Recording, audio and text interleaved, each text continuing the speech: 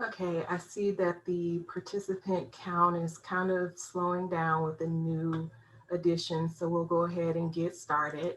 Hello, and welcome to the panel discussion of No Small Matter. I'm Kanika Young. I'm the Senior Director of Health Policy and Advocacy at the Tennessee Justice Center, and I want to give thanks to our sponsors of this screening and panel discussion.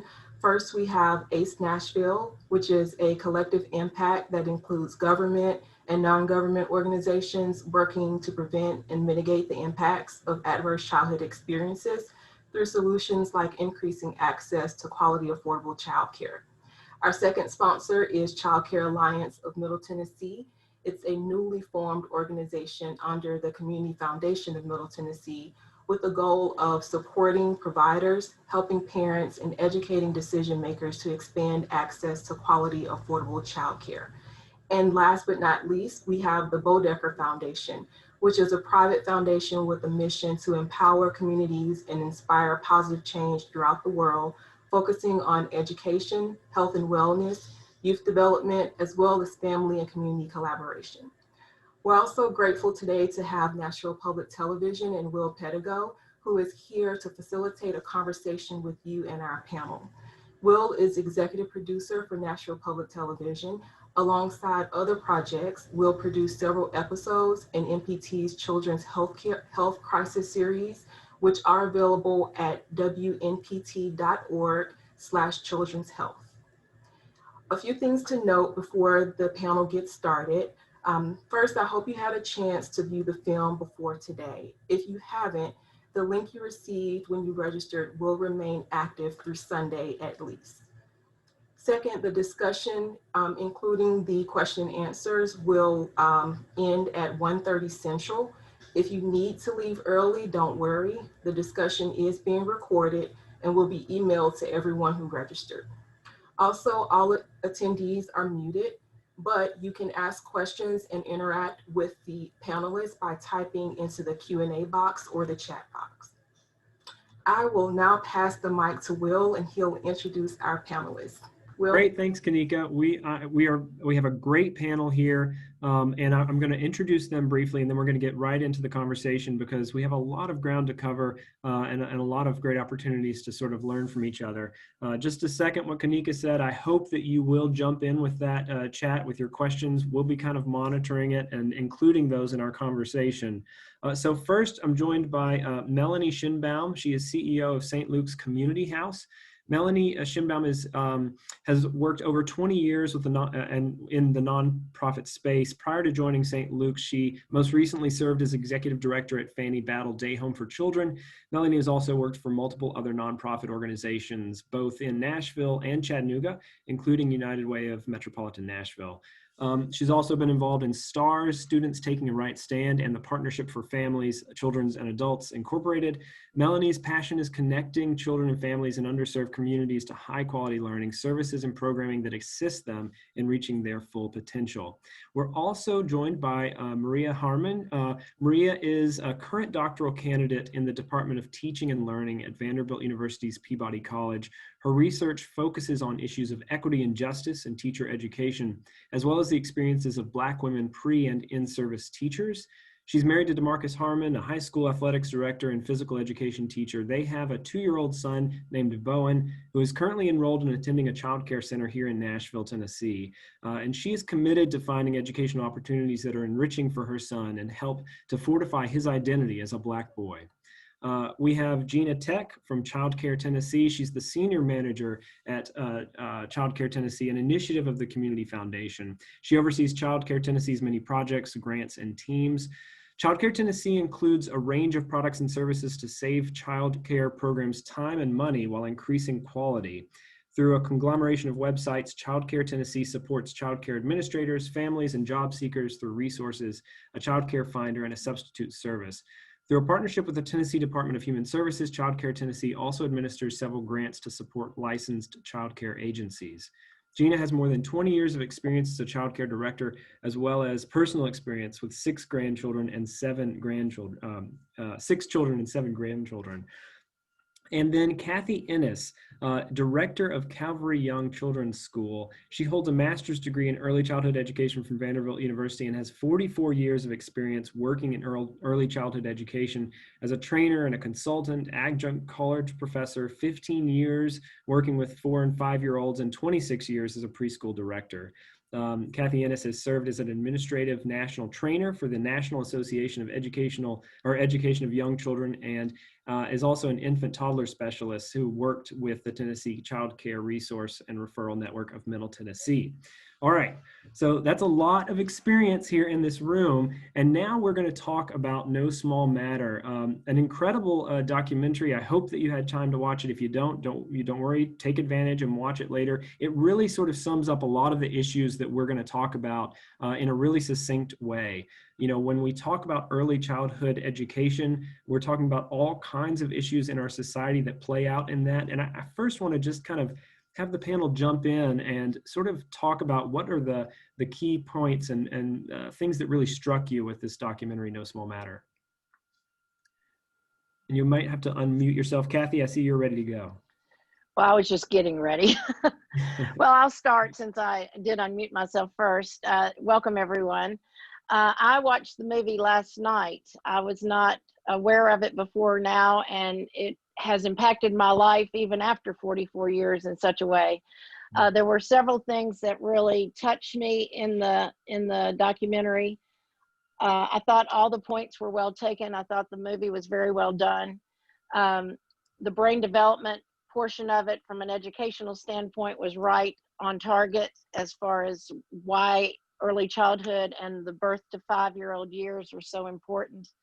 I thought the toxic stress subject was very well covered and has even more relevance right now with COVID and all that we're going through with that right now from an early childhood perspective, from a parent perspective, and from a child's perspective. And finally, I thought that the teachers and having to leave the field was so impacting. So that's just an overview of the things that touched me in the film. Yeah, and you know, let's talk a little bit about. We'll jump into Nashville and Middle Tennessee specifically.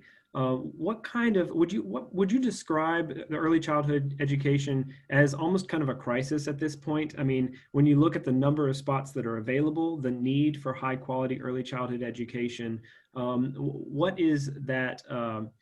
You know, how prepared are we to provide high quality early childhood education to all the folks who need it, which is everyone in our community? I think it's important to realize that this is not a current crisis. It's something that has just been highlighted with the current pandemic situation. It's something that we've been dealing with for many, many years now. We've tried to work within a system that's broken. There's not a good financial model. There's not enough support from different facets of the society and the community to help. And we are in a crisis situation, and I think we're more aware of it now because our business friends that are hopefully listening today and taking notes have realized that they need to have quality care for their employees. But it's been something that is the basis for our children for many years, and now is a great time for us to address it. Right. I mean, the number of parents who are both working or single parents who are having to balance work and childcare is more than it maybe used to be a few generations ago. That's something that the documentary talks about. So, like, clearly there's this need with how do I keep my job? How do I manage, you know, the ways that I can afford to live, and then also do what my child needs? I mean, talk about how you see that play out in your work and in your centers and in your life. 69% of Nashville preschool children have all of their available parents in the workforce. So, you know, that's a good statistic just to look at right there. Yeah. You know, Will, I ahead. think one of the points that really, to me, to Kathy's point about this documentary really covering so many facets, one of the areas that you just referenced was the change in the workforce and mothers. And so I do call this a crisis. I think we're in a childcare crisis. The crisis looks a little different since the pandemic, but we also know that the day is coming when we'll be back even more so into the into the realm of what it was pre-COVID. But I think the stat for me that jumped out in this, and again, this is obviously a national statistic, but I think it's what we see locally too, is that in 1950, 12% of children under the age of 5 had a working mother. And in 2017, it was up to 65%. And I'm Right. confident that number has only gone up in the past 3 years. And so I feel like what this film highlights is really how this issue, this crisis, disproportionately impacts women, whether you're a parent, whether you are likely, most childhood education teachers, educators are women, and the low pay that they make in this industry. It's just across the board something that disproportionately impacts women. And I think when you look at the workforce, how many women are, and not to say there's not dads out there working to care for the children while the mother goes into the workforce, but I see it disproportionately impacting women so many ways. And that's one of the reasons that I love this documentary, but also just why I'm so passionate of what we see here in Nashville is we want single moms especially to be able to confidently work and provide for their family while knowing that their kids are in a safe, high quality, diverse, rich environment. And that's something that is expensive. Mhm. And I think that having what you said, being confident in having a place to put your child as a working parent is so important. And I hope that so many more people can see this film because it illuminates a lot of these issues for families. And even this idea of calling it a crisis, but people don't even know that this is going on. As a new mother, moving to Nashville and having to put my son on numerous lists as soon as I found out that I was pregnant is something that somebody just kind of told me to do. And I had no idea that that was a thing or that the spots were so sparse. So I think even being able to let people know like what is going on and get new parents ready for what's going to come, and also being able to kind of share with employers, with different organizations, the needs of childcare centers, the needs of parents is so essential for us to operate. Yeah, I mean, this is a family issue, and the documentary really brings that up too. It's, in one sense, it's how do we make our society work, with the level that we're requiring of people to have jobs and to be able to have a high quality of life, and then not be able to maybe do the same, provide the childhood care that you need, and at the same time we're learning so much more about how important early childhood education, high quality early childhood education is to child development. So, I mean, it's kind of like you're in a rock and a hard place. One of the things that I really was struck by in the program is talking about sort of how we fund education in general. It's like the US ranks 35th in the world in terms of funding for early childhood education, and only 3% of education dollars go to early childhood. So that's 0 to 5. 53% go K to 12, 39% to post-secondary, 5% to corporate training. So more money is going to corporate training than early childhood education. So 3% is a really small number to be able to sort of see, the kind of investment and benefit that families need. Talk a little bit about sort of like that sense of, is this a conversation about priorities? I mean, how do we change the priorities of how we value and fund early childhood education so that we can support families? I can speak from being in this field for a really long time. And back when I first graduated from college with my undergraduate degrees in the 70s, it was a matter of transforming and taking not businesses, but parents, educating parents as to the importance of early childhood. And that was really during that time when the shift was happening between what was considered babysitters through Mother's Day Out programs. And during the 70s is when the field of early childhood education became a college graduate course and a degree to earn. And because of that, those like me that came out with an early childhood degree expected to be paid, treated, and hired as a professional. So it really started morphing then. And I think the country has done a really nice job of educating parents. I think Nashville has done a nice job of educating parents as far as what to look for in a preschool as far as quality goes. I do think Mariah's right. When you move to Nashville, I'm a native Nashvilleian, you're really hit with a certain situation that is unique to Nashville. And that is the educational system and how difficult it is to get into preschool, then elementary, high school. What some places in the country only experience as parents getting into college, we are facing in preschool. And like Gina said, that's been going on for a really long time. But organizations like Gina's organization and the CCR&R and TECTA, Tennessee Early Training, Childhood Training Alliance, have educated parents. Now we need to educate businesses better so that we have, Will, what you're talking about is some sort of subsidy that we can count on to help us pay people more. Because that film is exactly right. So many of our staff go out and get a second job.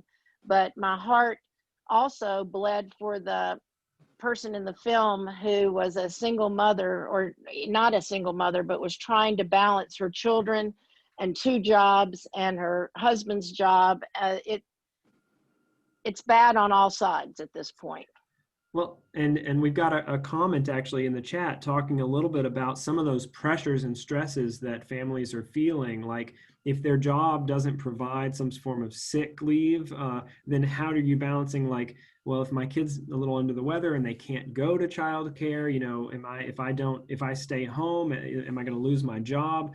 Talk a little bit about like, you know, there is an education piece of this that needs to be both for you know, employers, but thinking about like, you know, how can I retain my employees when they're trying to deal with all of these issues? You know, do we even know what issues that our employees are maybe struggling with as parents trying to navigate access to childcare? I think that that was one of the comments we got from Rhonda to the panelists. You know, that if there's a silver lining to the pandemic, it's the light that has been shed on the importance of early childhood education.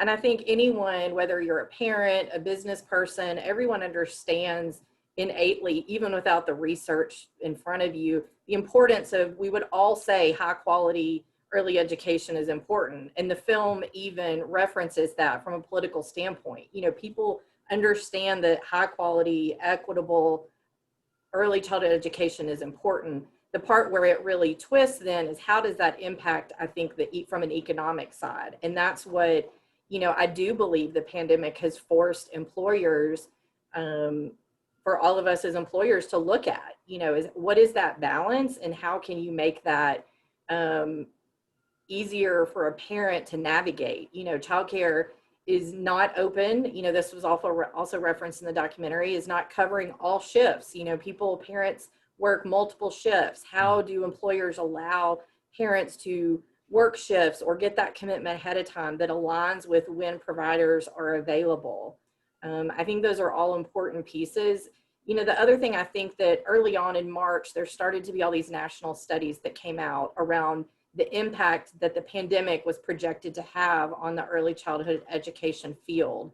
And unfortunately, you know, I believe we've started to see that data that came out in June and July really started to support that childcare centers are closing. If we're hanging on by a thread, you know, it's with lower enrollment because parents don't feel safe, or if they're unemployed, they're not going to be able to pay for childcare. And so I do think the long-term implications of what COVID has put on an already beyond stress situation is going to be even more critical for cities like Nashville, where, like Mariah said, you come to town and you have no idea the crisis that it's in. You know, right now we've been enrolling people left and right in spots that came open. What does that look like for centers that haven't been able to find those families able to join right now to re-enroll or enroll?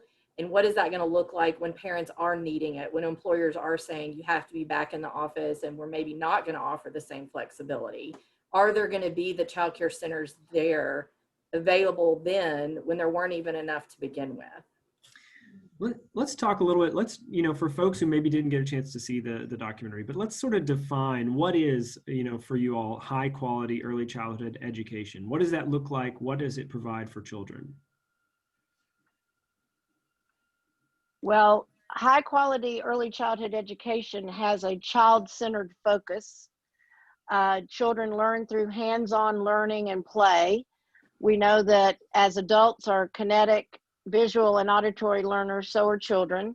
So to have a cookie cutter curriculum or a one size fits all mentality in classrooms with your staff or with the children is not a working model that is successful. We know that through brain development, that consistent, ongoing, hands-on activities is what wires the brain, and children are born ready to learn and their brains are ready to be wired. We know that those first 5 years are critical, and that how that is so impacting. High quality also is having staff who are trying to work at a job that is more than a paycheck, and that is coming from me as an employer. I don't want teachers to come to work just because they have to put food on the table, although I take very seriously that 46 of my staff have families and they have to provide for those families and help provide for those. But it's also the fact that I want staff to want to be here because they love children, they love the job. They don't just love children because they're lovable, they love children because they love the experience of seeing them learn.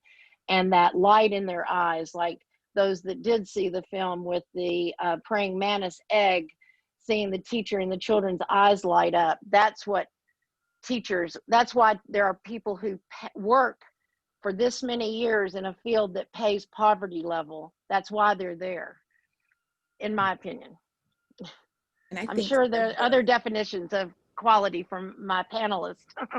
Yeah. I think similarly, looking for high quality early childhood education for me has looked like moving past just babysitting, but what does instruction look like? What does my son's brain development look like? What are these skills?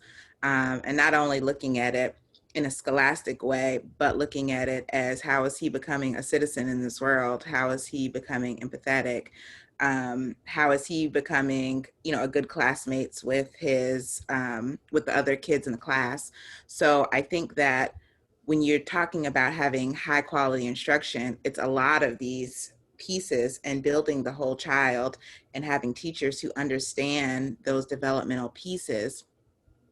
And along with that, I think not only the development, but also thinking about race, thinking about diversity, a place that can affirm kids from many different backgrounds. And that's something that has been difficult for my family to find in Nashville, places that we have felt safe and comfortable leaving our son, but are also, he's going to see teachers that look like him, other kids that look like him. So we currently now drive 25 minutes past tons of childcare centers because we found a place that does have teachers that look like him, hoping for more kids that look like him soon. But I think that has been really important to us. And I think that's been something that also adds to that high quality early childhood education. Yeah, Mariah, talk a little bit about, so if you're, you've been on a journey to find that, a place for your son, Bowen. What happens when you don't have a place? When, how do you, when you were on those wait lists, when you were trying to find a spot, when, what was that part of your journey like? It was tough, and we were incredibly blessed. So my mother and Bowen's grandmother came and lived with us for 6 months while I was in class and his dad was working, and supported us so much in looking after him so that we could be outside of the home. And I know that a lot of families don't have that immense blessing in a family member who has a flexibility and who's willing to sacrifice in that way. And so I think waiting on, a wait list, if you're not in our situation, is going to centers that maybe are further out, a little bit more inconvenient, maybe not at the level that you had hoped to be at, waiting for spots to open up. I can only imagine that those are, or, turning down employment options to be at home. So I think those would be some of the options. I think it's a point well taken at this point in our conversation to say, to Mariah's point about having children and staff that look like children, because that brings a level of safety and security. When I see somebody who looks like me, then I feel like I belong. And the whole social emotional strata that is the Cephal model, which is the social emotional pyramid, where you have to build on that base of feeling safe and secure before learning can go on. And it also ties into Maslow, a theorist, is the fact that most people choose a preschool, as you said, Mariah, that's either close to where you live or close to where you work. I mean, that's where people start looking. And depending what part of town you're in, and speaking to Nashville, we don't have a lot of control over the diversity among our population, particularly in the location where I am in the Green Hills area. But I have a lot of control over diversity in the staff that I hire. So my hope is for parents that when they walk in and do a tour in our school, they may not see pictures or children that are as diverse as I would like to see it, but they will see staff that are. And hopefully that, and through also materials where there's baby dolls and picture books and pictures in the room that encompass diversity well, hopefully that makes children feel that what we were talking about, that welcomed area. But I think that is also binds us a bit to what we can offer by the fact that we draw the population that we do from where we're located as well. An interesting story from practical experience. When I was a director of a program, I was close to Vanderbilt, so we had a very, very diverse student population. And it was at the time that the Department of Human Services started what we call the STAR rating system, a criteria of quality system. And there's many suggestions in there about a diverse, as Kathy was saying, a variety of baby dolls and cultures represented and different foods in the play area, all those things. And I started looking, now this was more than 20 years ago now, and I started looking at our own program and realized I opened all the books and they were little white children or little cartoon children. And I was shocked at my own lack of knowledge about what I was representing. And so, you know, I think we've really grown past that with the help of that criteria and just knowledge and experience. But we have to be very conscious what we're representing so that our children feel welcome and families feel included. You know, and the documentary really does focus a lot on issues of access to early childhood education as an equity issue. And they have some spots where they break down really about income and families, and like higher income families have heard 30 million more words by age 3. They've had 1,300 more hours in museums and libraries, thousands more in, you know, educational enrichment. And so by the time that you reach age 5, you know, in the program, it highlights that those kids who have had those extra resources are 2 years ahead in language development. Talk a little bit about, well, what do we know about, you know, sort of equity and access to early childhood education in our community? I'd love to speak to that. You know, I think one thing that's difficult is exactly what all of these ladies have said. It's the reality of a gentrifying Nashville. And so where people live is different than where it was 2 years ago, 5 years ago, and probably will be into the future. So one thing I can speak to as a nonprofit child care provider whose mission is to provide a diverse, equitable opportunity is it really requires us to look at our enrollment processes. You know, like Mariah said, you know, she was lucky to have a grandmother that was able to come and help. If people don't have that, then they're forced potentially to take much lower quality opportunities because they don't have the benefit of waiting on a list for 2 years. You know, and so oftentimes what that looks like is how do we as a provider who cares about providing this equity ensure that our processes are also equitable, that allow that access? Because if it's simply, get on a waiting list, and what does that even mean? What's the process to get on the waiting list? You know, that could potentially turn people away from even putting their name on the list for us to even know to call. So I think that's the other piece to this in terms of even just how we go about offering those spots to children, and then the finances around that. You know, as a provider, we are a nonprofit organization. That's a part of our mission. And so how do we provide equity to all children and families for that high quality, even within a system that often is not a nonprofit provider? And that's really where I think it goes into back to the statistic you shared from the documentary early on of the public support and infrastructure. Obviously, many of our city's great foundations are on this call today, but how can we really amplify what their commitment has been to this and really get that public policy to surround the issue, to get corporations to surround the issue? Because like I said before, we all know high quality is important, but if it's not accessible to those that the documentary showed need it and benefit the most, I think it's going to be hard to create that intergenerational change. You know, right now there's a lot of burden placed on families to be able to carry the cost of access to early childhood education. We'll talk a little bit about like what exists to level that playing field when it comes to the high costs of early childhood ed. I'd like to speak to, oh, I'm sorry. That's Go ahead, okay. Jean. You can go first. It sounded like you were going in another direction, but throw it out there. Well, Kathy and I have a lot of shared years of talking about things. So when Melanie was talking about our foundations, and we know we have a lot of those groups on the call today, and we really appreciate you taking the time to think about this issue. I think it leads right into your question, Will, because all foundations, all nonprofits have a mission statement, and often they, when groups come to them and they say, "Oh, that's not our mission. That's not what we do. Good luck."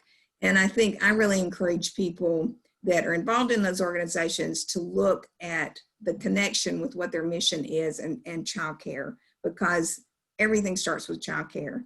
And if your mission is to work with affordable housing, you need to look at childcare. If you're looking at transportation in Nashville, it also is impacted by childcare. So everything, take a new look at your mission and really look at how these things can work together and support the funding in a lot of different ways to make this happen. And working with,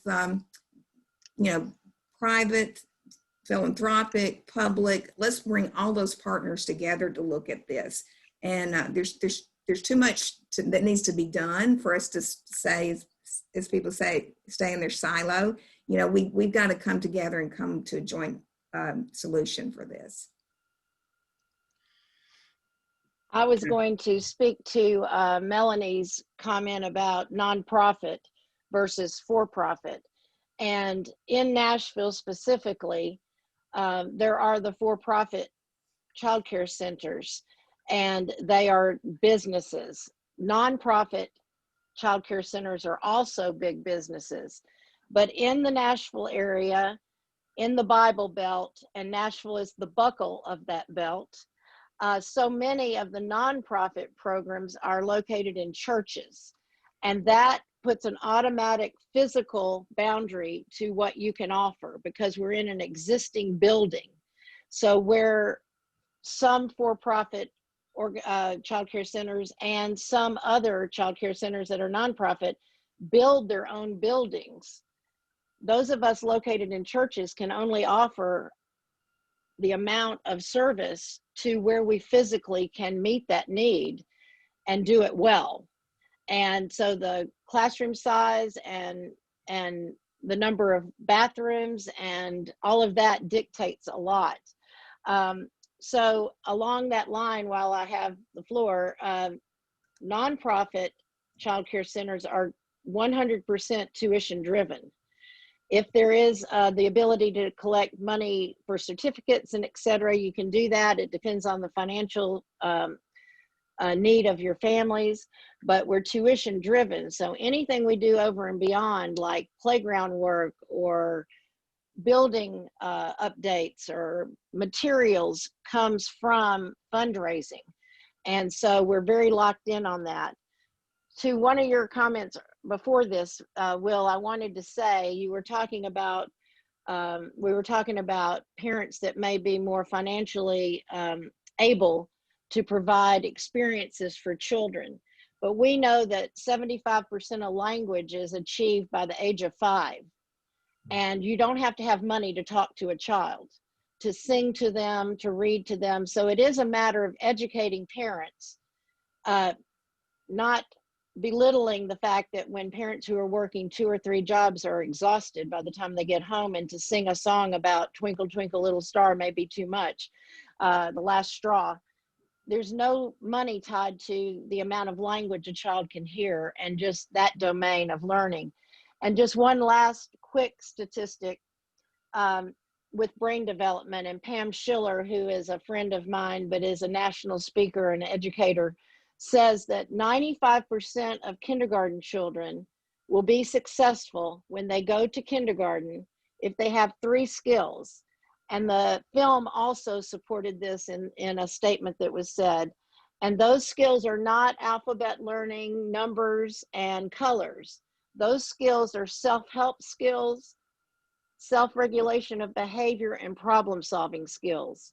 And that social emotional element of what those 3 skills are taught in childcare centers, but also in, you can think about Sunday school classes or Bible study child groups where children are the same from week to week, but it's still often in those settings not the same age children and consistent groups of children. There's a lot learned from having that consistency, but those 3 skills, 95% is a pretty big percentage of success rate for kindergarten, with the thought being that by the time a child is 5 and entering kindergarten, with those skills, they're like a sponge and ready to learn.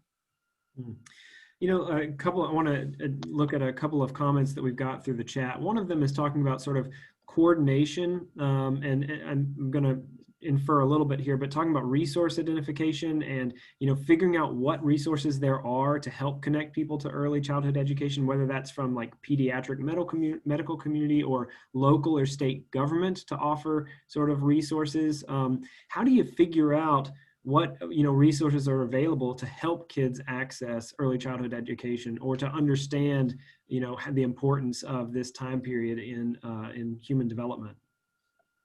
So this is the time to tell you about a community resource that we have at Child Care Tennessee. It's called childcarenational.com, and it's a free resource for the community. And so you can go on that site and find programs that are available. You can find out information about their program, and you can find out real-time availability, because people like Kathy and Melanie go on there and update their profiles so that the parents can actually see if there's openings. So we really encourage you to use that resource, because there's no cost to you, and it shows you, it's a good starting point, because you can find all types of care that's available. The private, the nonprofit, the Metro Pre-Ks, the Head Starts, it's all listed in one place. And there's also some educational information on there as well. And then through the Department of Human Services and the Child Care Center Resource and Referral has lists of programs that are available as well, and they can help direct you as parents. But I think even the issue with this is you have to be in this space to hear these resources or to hear what's going on. And so I wonder about, when you have a child, okay, I have to go to a doctor. I have to go to these particular appointments.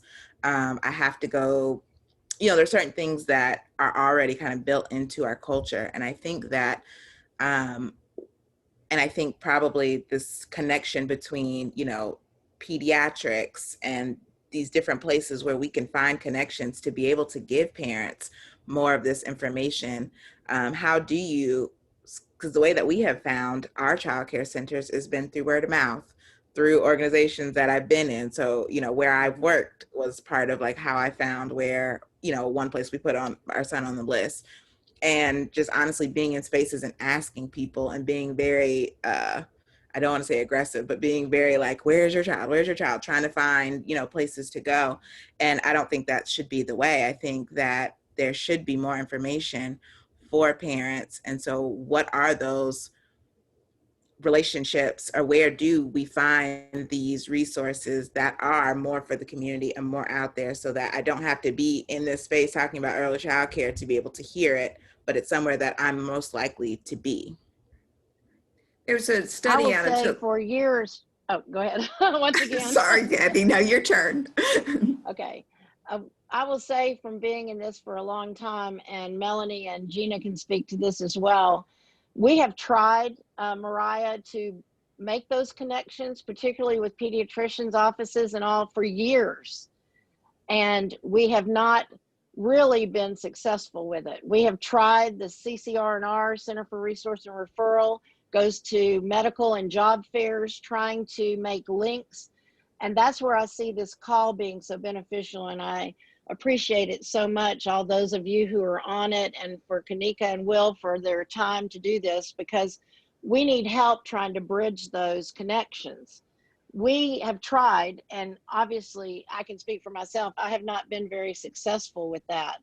But you're right, parents who don't know the right question to ask are not going to be able to get to those places. Different organizations in town, professional organizations like TACE, Tennessee Association for Children's Early Education, and TECTA and CCR&R, and other professional organizations try their best to work with legislators and make those connections, but we need help. We're flying the white flag here. Help us, help us. I Excuse me, think Gina. one of the comments I saw Pamela Sessions make to all of us about many folks don't know how to access this info. And Pamela is the CEO of a great nonprofit in Nashville, and one that we've partnered with. How do we let the women in her program know and access, her caseworkers, to help access services through us? So I really do think that collaboration, both other groups coming to us, but us as in the early learning community, working with those, like Gina said before, this impacts every person, every entity. And so if a mother has been battling addiction and they're trying to get back into the workforce, they need childcare to be successful. And so I think a lot of this collaboration is really necessary for us to meet the needs of those that need us the most. You know, Oh, go ahead. well, yeah, I was going to turn it. So you should have your thought. Okay. I was going to mention a study out of Tulane that was a number of years ago, but it talked about the impact of pediatricians on their opportunity to speak with young parents, because those immunizations that are required in those early years, they're touch points that most parents know about and do. And that as the children get older and they don't go back to the doctor unless they're sick, then the pediatrician loses that opportunity to have that impact. And so that coordination in those early years is really important. And I think this is maybe a moment to talk about the ACEs work, who's one of the sponsors of this time, because they realize and do a lot of work about the coordination of different groups working together to work with families to learn about those early adverse experiences that impact children. And so they're really trying to bring together a diverse group of people to talk about this and know about it and educate them. And so I think that this is part of that same work. Right. You know, one thing that I wanted to, as far as a resource, maybe to talk about, you know, and also a challenge, talk a little bit about, there is sort of this Families First Vouchers program, which allows for some sort of subsidized access to early childhood education. Talk about the challenges of implementing that, you know, it's not always that centers will accept that, but that resource is available. Melanie, why don't you go first, since you have more experience than I want to talk about the essential workers part of it. So Good, yeah. You know, yeah, it's something that's come up with several of the comments we've received, and it is an opportunity. I think that to one of the comments we got, it does not cover the full cost of our high quality care. And so this again speaks to that public support. Last year, the Tennessee Department of Human Services did drastically increase the provider pay rate to care for a child on that certificate voucher. It, however, does not still cover the cost of care. And so I think when you're looking at equity, you know, in our teacher pay, Nashville early educators, the last study I saw, the average pay is around $10.50 an hour. So even the study or the documentary referenced that we pay people to walk our dogs and park our car more than we do to care and teach and nurture our children. And so I think this is that delicate balance of that certificate is a great option. I do think, to Mariah's point earlier, how parents know about that. So as a provider, we have staff on staff, we have people on staff that help walk every parent through that application. So for anyone that doesn't know, there is a Families First childcare voucher available through the Department of Human Services. There is also a newer program called Smart Steps. And so that program, actually, we have oftentimes found families to say, oh, I won't qualify, I'll make too much. But the threshold to qualify for that specific certificate is much higher. It is built for working families to juggle this cost, this extraordinary cost of care. Again, to the point, it's hard to find a place potentially that accepts that voucher. A lot of the nonprofit childcare centers do. I think to the point of why some don't is it is still expensive. There's a lot of additional paperwork. So our mission is to serve and to provide that care. So we do go through that process. We are committed to that paperwork that's necessary to participate in the program. But if it were a for-profit provider that, again, especially before COVID, had a 2-year wait list and they really have no financial benefit to participate in the program. It really does seem as though, unless the finances incentivize, which right now they don't necessarily drive that, it has to be tied into your mission as a business to really offer that. So we've had a little bit of a change right now because of COVID, that it's kind of, I think it's helping other workers to see the advantage of these certificates, because DHS has been able to offer certificates not based on income, like Melanie's talking about, but based on your job. And if you're an essential worker, then you have the opportunity until the end of the year to use that opportunity to have a part of your income paid for. And so an average, in Nashville, it's different in different parts of the state, but in Nashville, a preschooler, it's different per age, but a preschooler certificate pays $119 a week.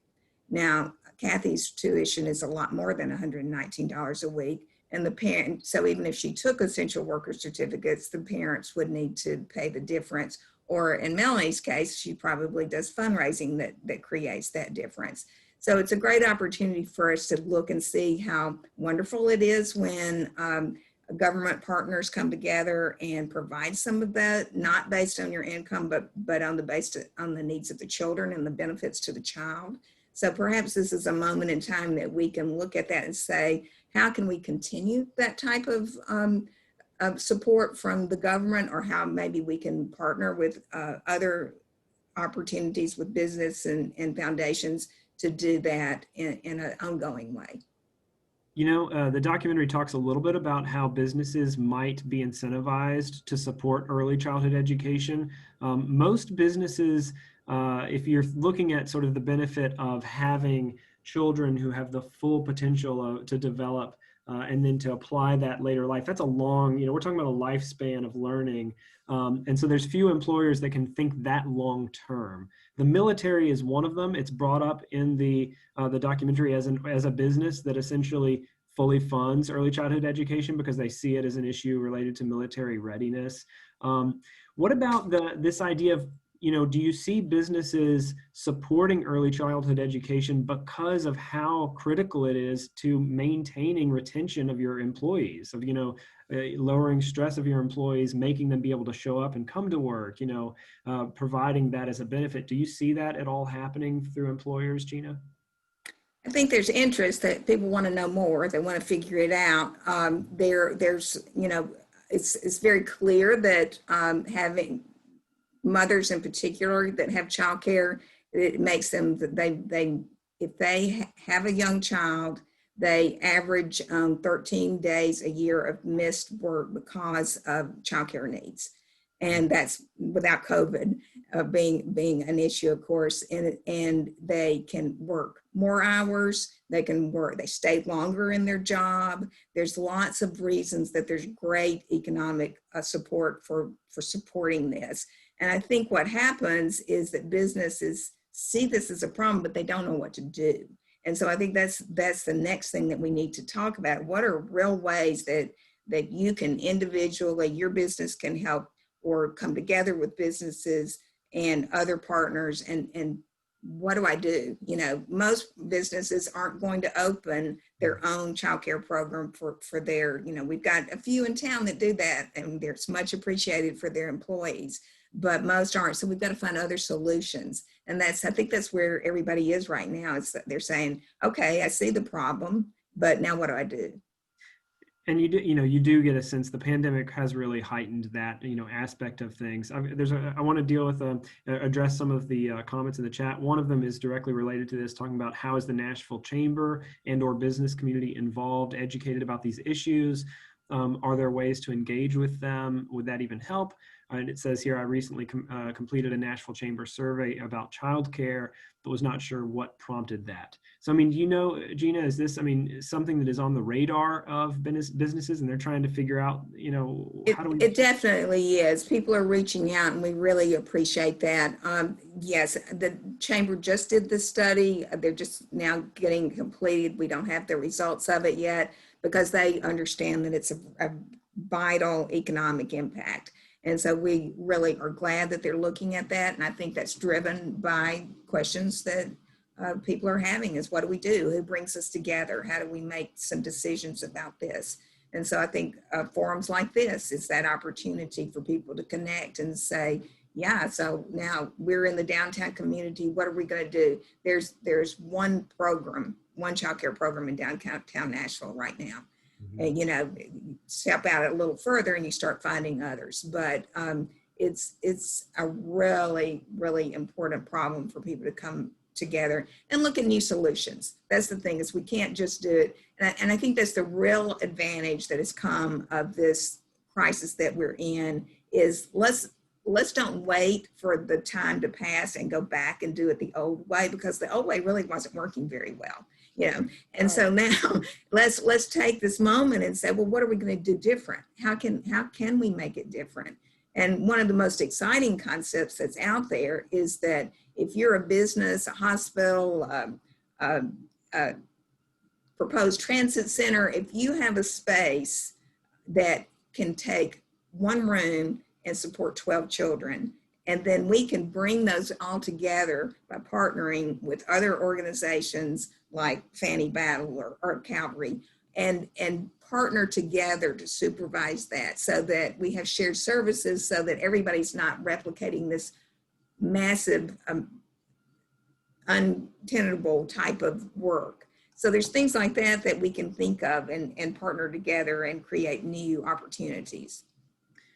Another great comment from the chat asking about, young children with special needs. How do they fit into this conversation other than the Tennessee Early Intervention System that exists? Talk a little bit about parents and families and what resources are available for them. I can speak to that a little. So there are programs that are in Middle Tennessee geared they are childcare, but they are also specifically, part of their mission is to deliver services to those children. I think the other piece, though, is as a provider, I can say we have therapists, we have OT specialists, we have all these entities coming in, and we work with our families. If our teachers who are with that child every day see something that they suspect could benefit from some sort of therapies, we have partners that we reach out to.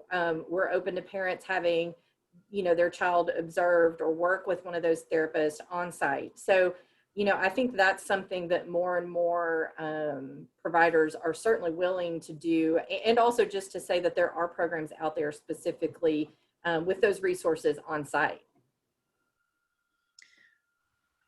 Another question here. This is someone who's talking from a perspective of corporate philanthropy. Do the panelists have an opinion about what is more effective, corporate entities funding nonprofit childcare or working with providers to subsidize childcare for their employees' children? I'd be happy to speak to that. I saw Susanna's comment. I think it's, but even before I saw that pop up, one thing that I think is important is, especially in Nashville, because of the boom, real estate is expensive. So we've already talked about the expense of paying a teacher a living wage and above a living wage. Really should be our goal.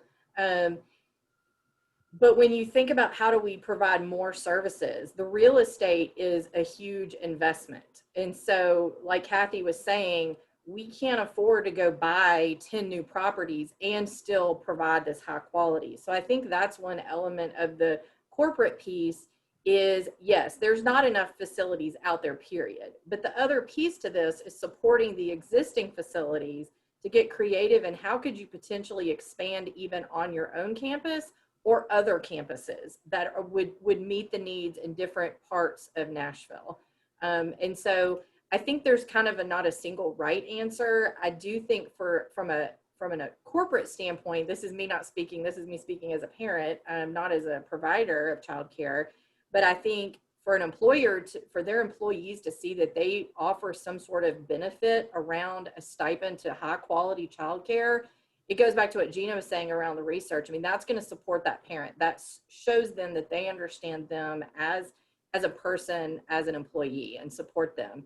I think as a provider, it allows us to accept more people. It allows us to charge a higher rate so that we can pay a better rate. Our teachers at St. Luke's are paid, I'm proud to say, well above that $10.50 an hour. However, they do work other jobs. They have multi-income households that's required, and that's stressful. It's one more piece to juggle, especially now amid the pandemic. So I think it's not an either or, but I do think it's both. It's really supporting how can we expand the number of centers because there are not enough out there, but also how do we support employees so that they can competitively go out and find that care and be able to afford it.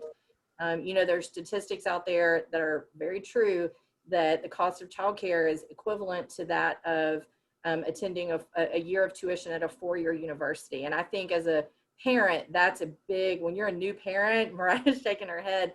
I mean, that's just a real big smack of reality. I kind of joke with people that it's like after you put your kid through 0 through 5 of childcare, college really doesn't seem like that big of a deal. But if you don't have the I think we lost your audio briefly. Yeah, if you don't have the resources, it's a really big deal.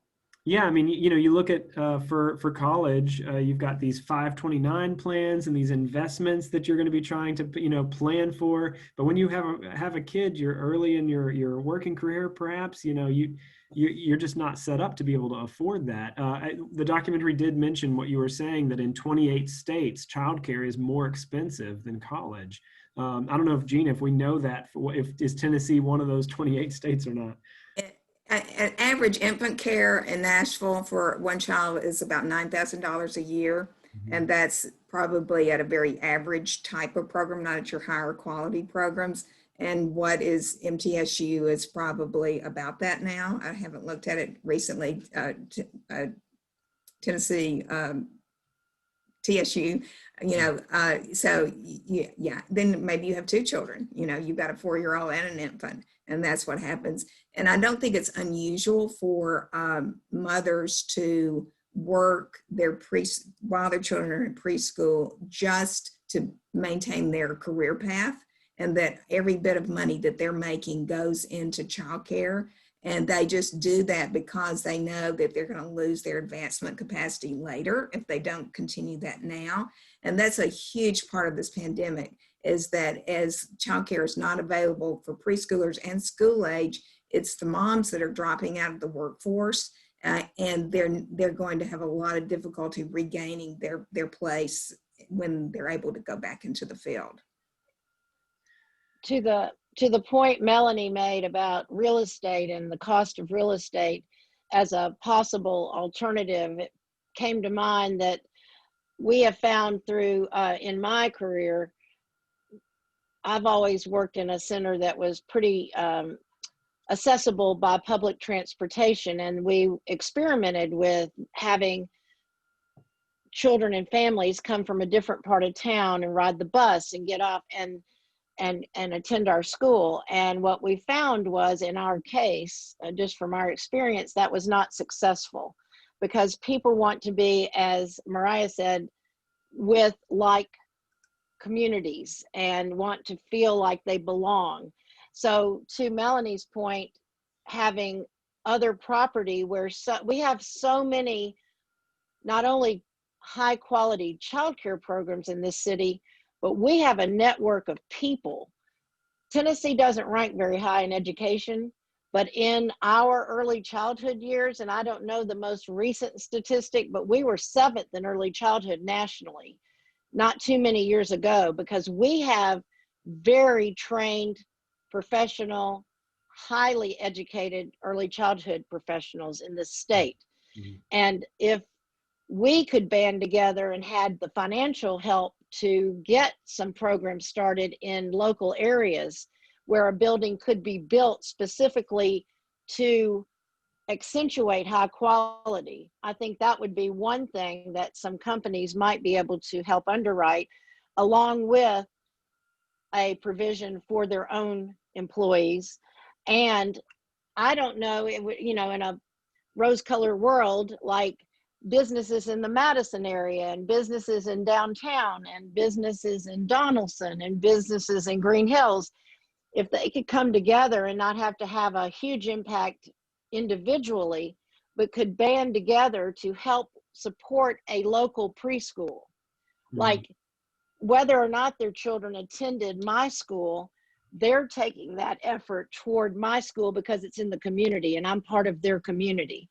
And McKendree is part of the downtown community. So let's support it as downtown businesses to try to give that school every advantage, and likewise around town.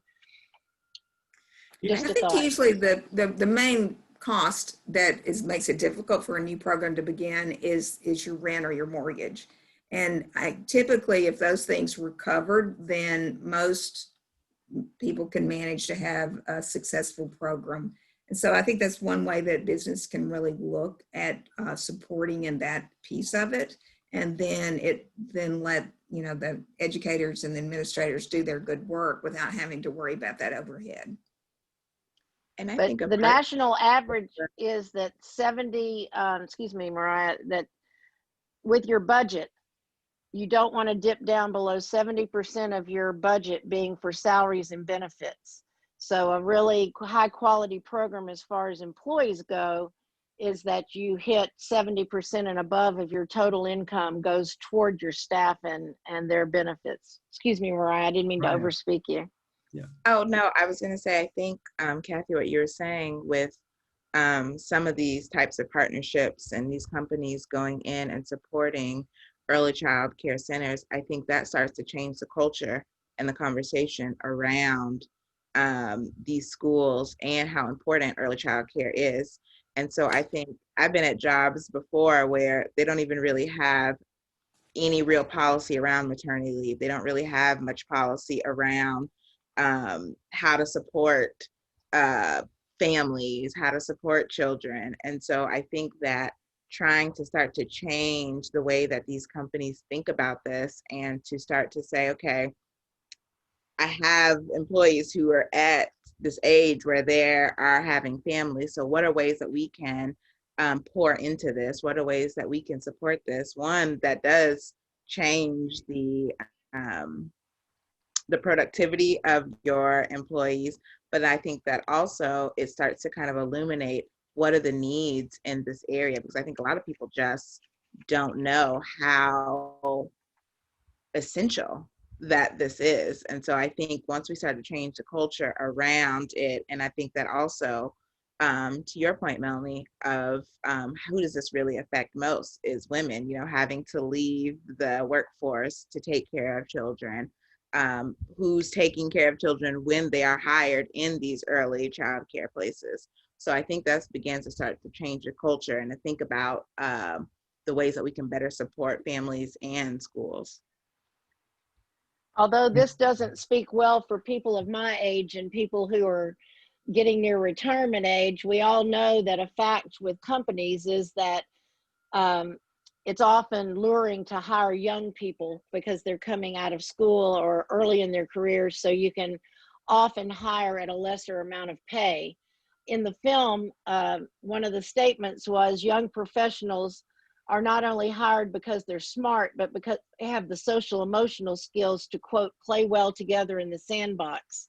So to me, that speaks to the importance and the relevance of companies financially helping their employees pay for childcare. If you're going to hire young people and let all the people who are near retirement lose their jobs, then go ahead and help those families pay for their childcare and help the centers and childcare facilities also. And there's family providers and group providers also that are caring for children, not just center-based programs that need that support.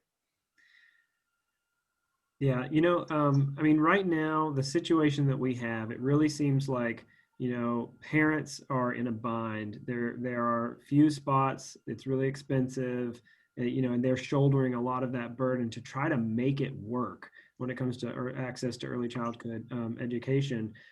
Talk a little bit about, though, that then the other group that is shouldering that burden are the child care providers.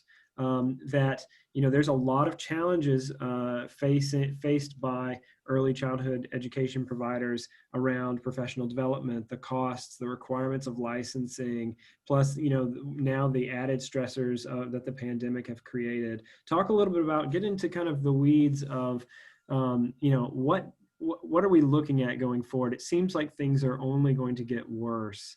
And because of the pandemic and because of the financial burden that running, this industry that it requires. It's important to realize that it's a very, very regulated industry.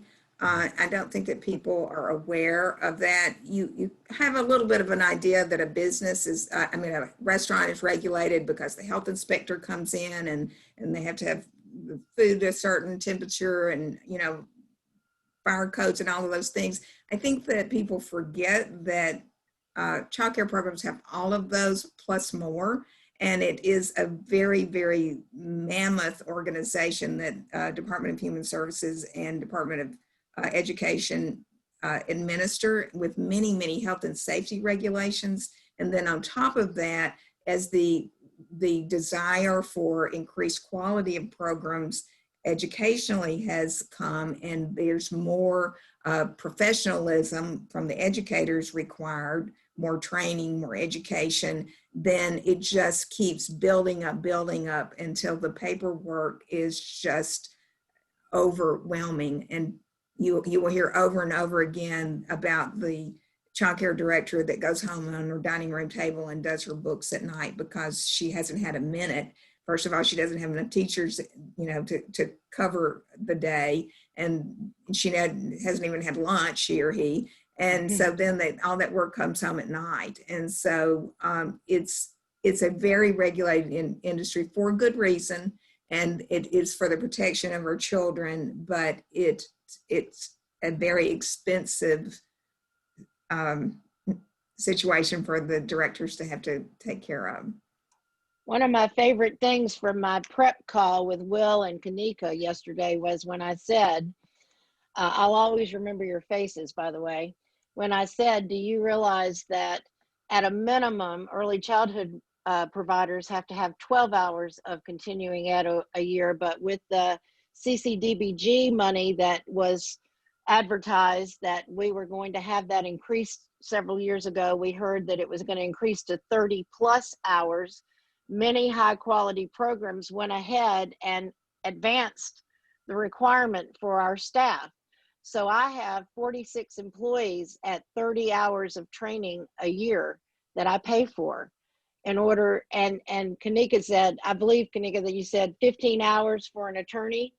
And when you start looking at a CPA and actuary and other fields, we have far more continuing ed hours that we have to provide for our staff and for ourselves. And like Gina said, rightly so, because we've got one of the most important jobs in the entire world with these children. We need to stay educated and stay on top of things, but it also is very, very costly. That's another place that companies might be able to help underwrite, is helping us pay. Every single employee has to be CPR first aid trained.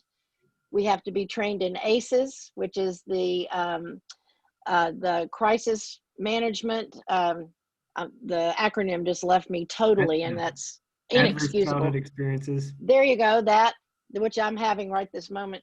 And all the other elements of 10 ELDs, and that's curriculum for us. So there's lots of things that we have to keep our staff trained in, and directors have to be able to navigate those waters, which we're pretty good at. Now we're grant writers with the help of Gina and others, because we got to get our money refunded because of the pandemic, or we're going to all go under, and various other things. We wear so many hats. So my last sentence here is, we're pulling off a really good face, but we are all in crisis. Going back to that word, it is very, very, very stressful right now. And everyone I know, parents, educators, elementary school educators, elementary school parents, everyone in the education field and working field is in crisis right now. And I think when you talk about toxic stress and the after effects of this pandemic, plus other things, we're going to be seeing it for years because of the level of stress we're all under right now, everybody in this whole world.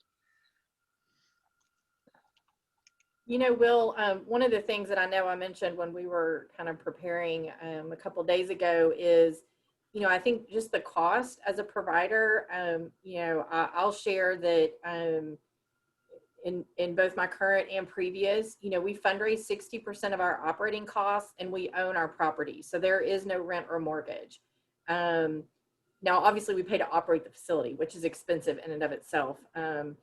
Oftentimes great example, I mean, yeah, in an old building, lots of upkeep, but, you know, I think to that point of, you know, our board has really set a commitment that we are not going to shoulder the weight of that on our educators. And so we are increasingly bringing their pay higher, but that money does come from somewhere. And so, you know, for us, that looks like fundraising. For other places, you know, you cannot provide childcare without educators. That is human capital, is what we're providing. And so for, you know, at the bottom line, we're looking at how do we balance all these costs now more than ever, like Kathy said, for cleaning, sanitization. Those are all important things anyways. You know, we in early childhood education, we always cleaned tables before and after every meal. Well, now we always wash hands, but now it's that much more important. And so the cost of doing that is great. How much longer are we going to have to do this? You know, we always needed bleach and gloves. Now we need it even more than ever, along with every other business in the country that has folks on site. So, you know, I think that's part of this ongoing, is how long we don't know how long this is going to go on. And as an industry, like Kathy said, I mean, I think we put on a great face. But the reality is I do think it's just, you know, not from a scare tactic, but it's important to acknowledge how this industry was truly in crisis before. And it is only becoming more so at a time when people, like Kathy said, are stressed. Parents are trying to juggle younger children, you know, their careers, school-age children in this virtual world. And so I think it makes it that much more important that we as a provider are providing a safe place where we're putting that to the side when the kids walk through the door. Our staff are oftentimes playing music. You know, parents can't walk their kids to the classrooms anymore. We're not letting them do that for very real safety reasons. Likewise, doesn't feel safe for a child or a parent. Right. So our staff, just this morning, I saw a video they're doing a virtual open house because we can't let everybody in the buildings and hang out together. So a video of all of our teachers, like what do they do? What's their favorite thing in the class to do with your child? But those are things that take extra work and time, but it's important. it's important for our parents to feel good about dropping their child off now more than ever.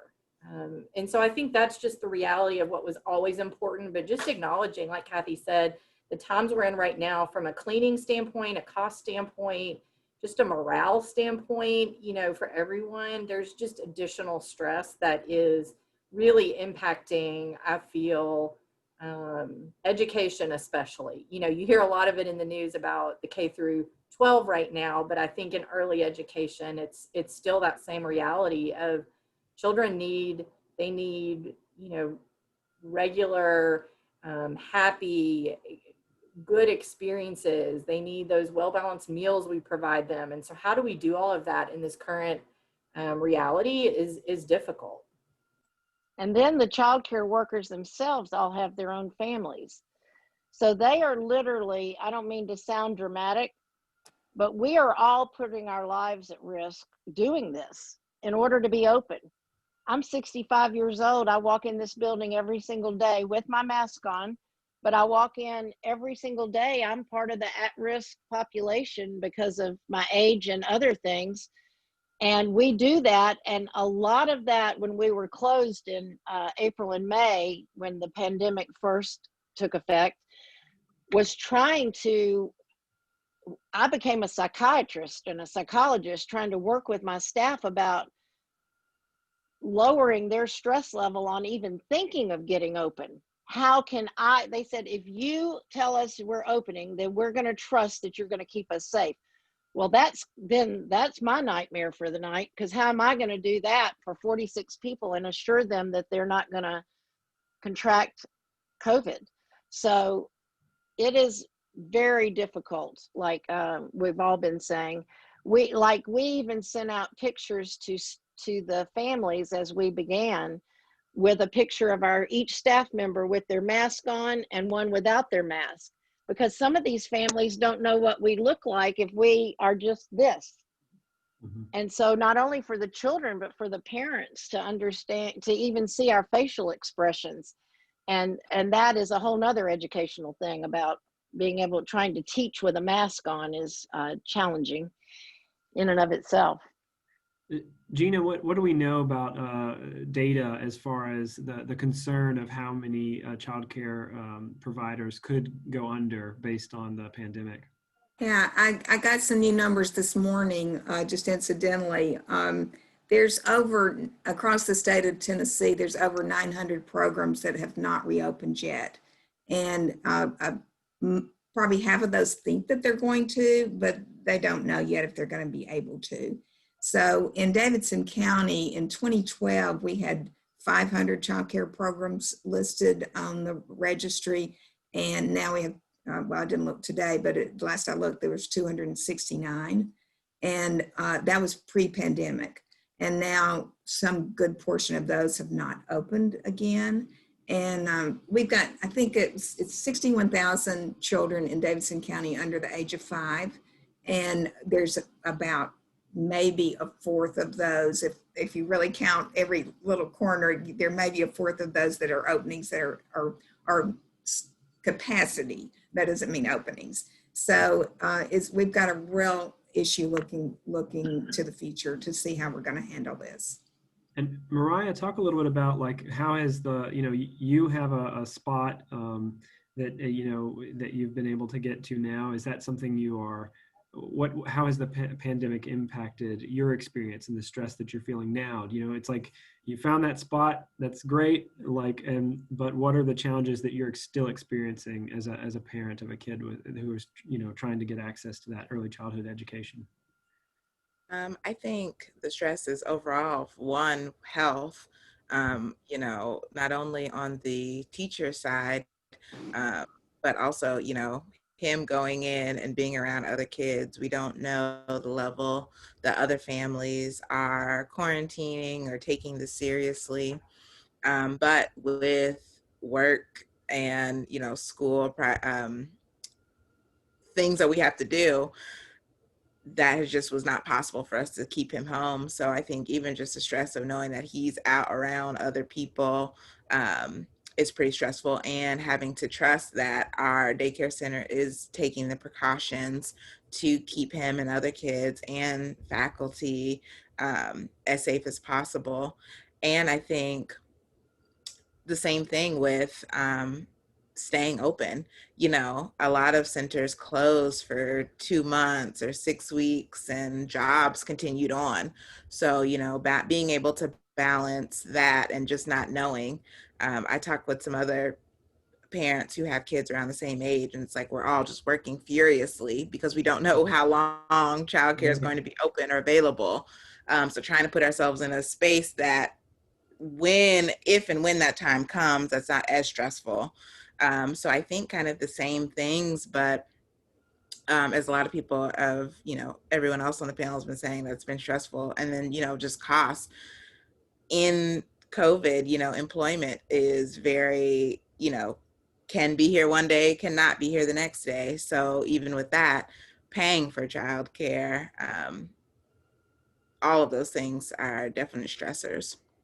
Did you get your spot before the pandemic? And then No, so we ended up switching after, I guess after like the first wave of the pandemic, we ended up switching. But for reasons that I talked about earlier, we were at a lovely daycare center before, but we were looking for something a little bit more diverse for our son. And again, from word of mouth, we found out about the center that we're currently attending. And decided to make that jump. And they have just more capabilities. So we're able to see pictures of our son during the day, videos, we're able to draw on some of the things that his teachers are doing. And again, in COVID, when you can't walk him to the door, you can't really go have casual conversations with the teachers, that's a total game changer, and it's worth it for us to drive a little bit further. we just have a few moments left. So, I mean, as far as thinking about like, okay, you know, where are you looking forward? You know, what are your feelings of either, you know, the direction we need to be headed, you know, the work that you see, maybe some promise from, or, you know, just sort of like this, a sense of what the future is going to hold. Now, I know that's almost impossible because, you know, we're all kind of riding this one out. But talk a little bit about what you're looking at going forward, and what we need to do to sort of have a society where maybe we do value early childhood education in the way that we should. I think one of the things we try to teach children is the difference in the words collaboration and compromise. We teach children through using a peace table, which is a Montessori concept, that when two entities compromise, each side gives up something. In collaboration, each side decides to find a neutral ground to light on, where it becomes a collaboration versus compromise. I think that's an important thing to think about as we think about working with businesses. If we can collaborate, and parents, childcare centers, and businesses don't need to feel like they're giving up something, but more that it's an asset for everyone. Secondly, a premise that we teach young children is for every action, there's a consequence. And then you explore that further, which becomes the integrity piece and the value piece of it. So if a child kicks a block of towers, a tower of blocks over in the block center, then they might lose the privilege. The consequence is lose the privilege of playing in the blocks for a little bit until they decide to go try it again and maybe make a more appropriate choice. Teaching that if you hold the door for someone and you say, come on in, I'll hold the door for you, and that person smiles and says, thank you, that's an action and a consequence on the positive side. So if we can help get all of us going the same direction, where we're all moving in a positive action, and then we start seeing positive consequences from that. I think that's a very broad statement, I realize, but I think that's a goal worth shooting for, where everyone collaborates together. I think we're really at a point that we need to, we've done the hand ringing, and now we have to take some positive steps. And I think that's really important. In my little closing remarks I wrote down, I've got possible with an exclamation point written. And then my little notes by it is that we need to track what is needed. We need to find out where the holes are, where the childcare deserts are, and how we can help. We've got to create capacity. We've got to enhance what we have by finding ways to work together, like Kathy just said. And then we have to be partners with each other. And there's all different ways to be partners, and we have to find out what we can do individually and as a group and make these things happen. So let's reach out to each other and just keep thinking and keep working on it. I think my, kind of closing thoughts was really just the documentary reminded me, and I had seen it before, but watched it again in preparation for this today.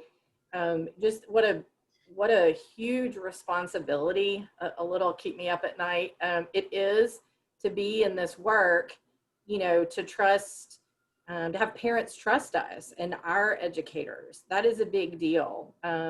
It's now more than ever, like Mariah was saying, for a parent to leave a child in the midst of this health pandemic. As an employer, how am I supporting, like Kathy said, our staff who we can't control what kind of precautions the families are taking when those children are in their classroom.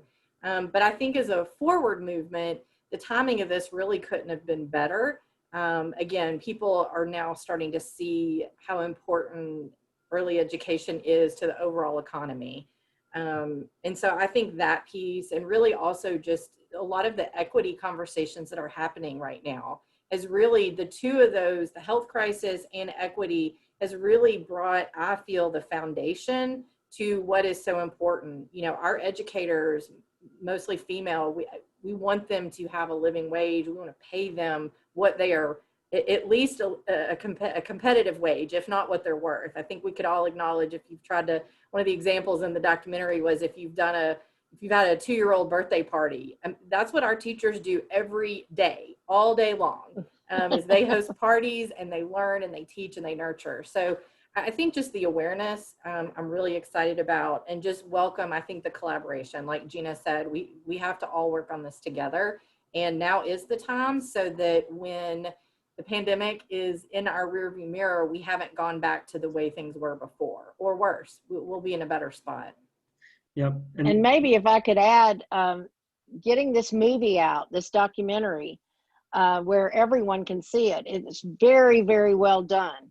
And I think it summarizes well what our mission is as quality early childhood providers with brain development, et cetera. It talks about the poverty level. It's very well done. And I know that it's not a brand new movie, but if we could get it out to companies and schools and legislators, and maybe that's a small step. Maybe through National Public Television that can happen. I don't know, but that to me is something that might be quickly achievable to start this effort. Well, and I know we're going to kick it back over to Kanika because we are running out of time, but do take advantage of that link to the film that you have that is still available to watch. I really want to thank all of our panelists for participating and sharing all of your passion and your thoughts and your concerns. Gina, Melanie, Mariah, Kathy, thank you so much for your time. And I'll send it back over to you, Kanika. Thanks, Will, and thank you again to our panelists. And thank you all for joining us today. I again want to acknowledge our sponsors, ACE Nashville, Child Care Alliance of Middle Tennessee, and Bodecker Foundation. We really appreciate your support. I'd also like to thank the Nashville Chamber of Commerce for sharing this event with their network. We really wanted to reach the business community, and we hope that this film will be viewed by anyone and everyone who has a stake in this issue. Just a reminder, the link to No Small Matter is still active, so I encourage you to watch it if you haven't already. And we really hope that you learned something new today and that the discussion sparked a few ideas. It's really going to take people across various communities, including businesses, policymakers, providers, parents, and advocates to tackle this challenge.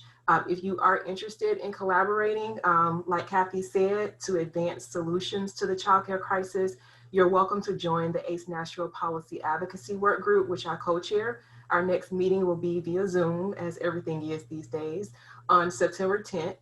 If you would like details, you can email me and I will put my email address in the chat box. Also, if you had questions that didn't get answered or you're looking for resources, you can feel free to contact me.